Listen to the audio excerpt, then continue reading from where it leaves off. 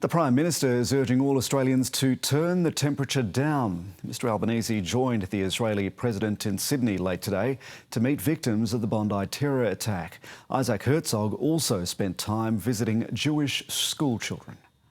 A guard of honour for the guest of honour. Israeli President Isaac Herzog taking his time to greet children at this Jewish school in Sydney's east. Security outside Moriah College was tight. The President's schedule remains closely guarded amid concerns about protests.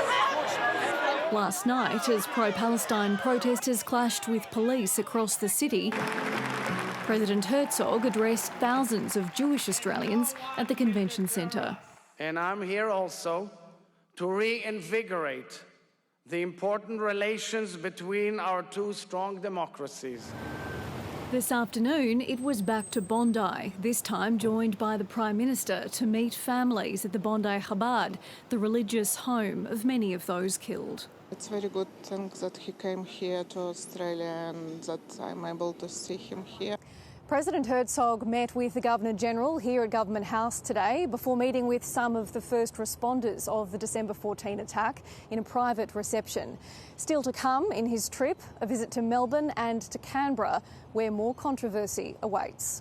President Herzog should not set foot in Australia's democratic building, our federal parliament. He is here primarily to provide comfort for people who not only need it, but they deserve it at this time. And I will not, as a number of the crossbenchers have suggested, walk away from my support for his presence here.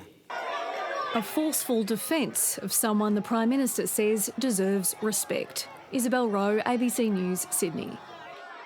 And Victoria Pengilly is live for us at the Chabad of Bondi tonight. Victoria, how's the gathering been different to previous ones? Hi, Jeremy. Well, look, many of the President's events this week have been quite public, but tonight's event at the Bondi Chabad was definitely more private and more personal. Many members of the Chabad here were at the Hanukkah by the Sea event on December 14 and either witnessed or knew someone who was affected by that shooting. Now, the President started his evening by meeting privately with the families of the 15 victims, alongside the Prime Minister, Anthony Albanese, who came up from Canberra, and the head rabbi here, Rabbi Yemen Orman. The families told me that meeting with the President gave them a lot of comfort and it made them feel seen and heard during what's been understandably a very difficult past 6 weeks for them.